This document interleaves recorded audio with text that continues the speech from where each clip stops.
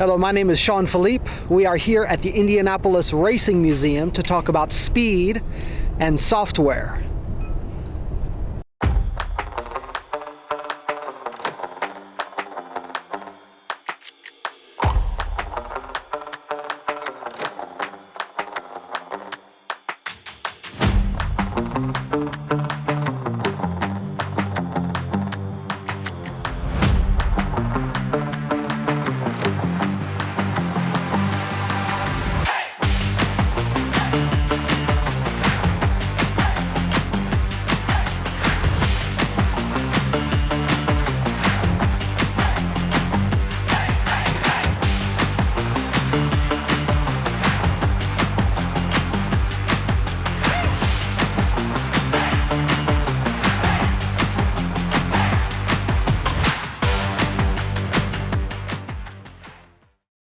Hello, everybody. Welcome to High Speed Quality.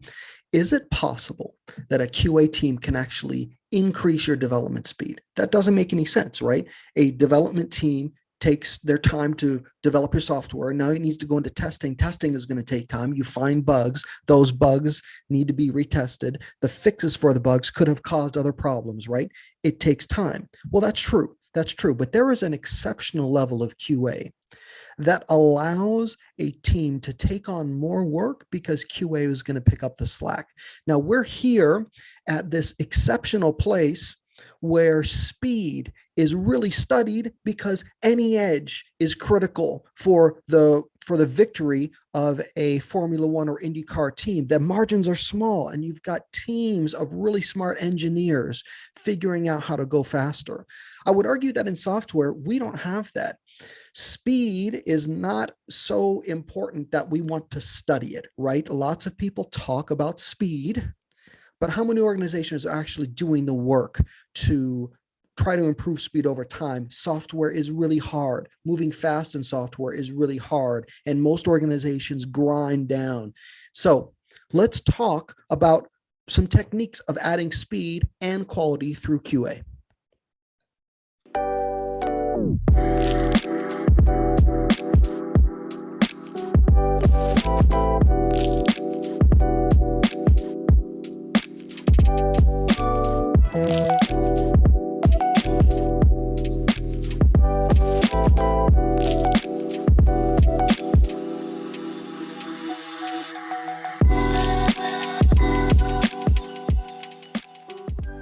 So here is the main point, that when you have an elite QA team, your development team can take on more tasks in a given time period. This is the way the conversation goes. You're working on a product, right? You're going through multiple sprints. Your stakeholders are beginning to ask, we're approaching this release date, what is our risk? Can we afford to add this additional features? Or are there going to be too many bugs and we're going to have to tell our customers we need more time for testing, for bug fixing, right? If your QA team is outstanding, you are going to be finding problems really early. And the way you find problems gives enough time to fix them, right? What does that look like from a developer's perspective?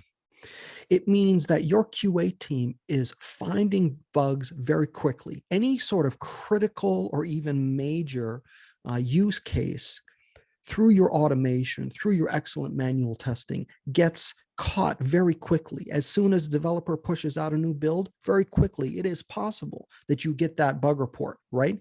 And then the data that a QA provides in a ticket is very useful. So we've got straightforward steps to reproduce. We've got excellent research and debug information, keeping in mind that an hour of time that a QA does to research a problem is an hour of time saved by your development team that they can then use for additional features during the same release cycle, because QA is picking up more of the slack, right? Then after the fix, you've got rapid validation, you've got rapid retesting of your bugs. Everything is happening real fast. Well, how do we get there? QA requires a specific kind of investment, right? Most software organizations or organizations that have a software wing are focused on developer culture, focused on hiring, focused on, the idea of a senior dev, right? Features, complex problems, right? Productivity as far as writing code. QA is not development. So task number one is to realize that investing in a QA team is different than investing in a development team, and it requires a different kind of management, right?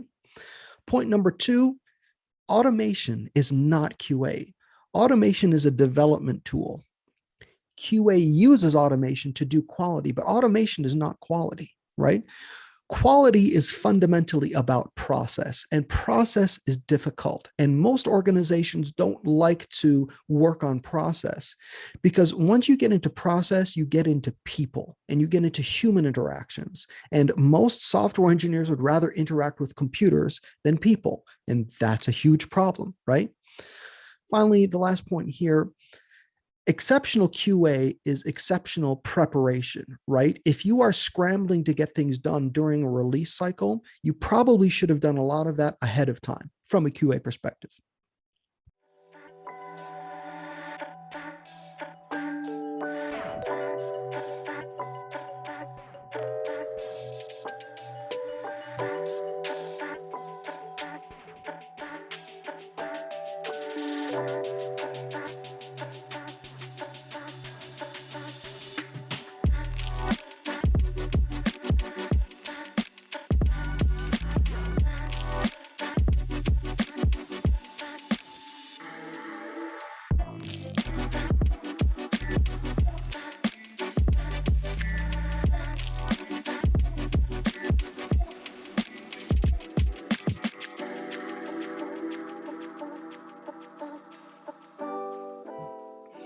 So we talked about preparation. One of the things that we want going into a release cycle, going into a set of testing, we want a test matrix that is really comprehensive and that has been maintained well. So we know what it takes to test our product. Now, as you add features, that is going to add the amount of things that need to be tested, right? So that requires maintenance. So many organizations fall down because they stop maintaining their test matrix, right? QA is almost like archaeology or like linguistics, right? It's almost like looking at a chain of events and then doing an analysis, right? Curating and maintaining sets of data, right? Different than development. Development is a very forward-focused discipline, and we do something and then we forget about it because we're on to the next thing. Well, QA has to make sure that the old things still work, right? Here we are with Colin Chapman. To go faster, simplify, then add lightness. Wonderful.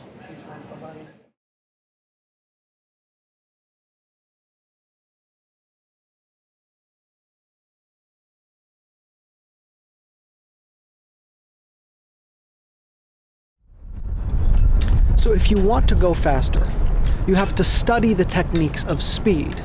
You need to implement those techniques in action and have a culture which is going to support these techniques of improved speed and consistently over time. If you want an edge, you have to be willing to do what other people aren't willing to do.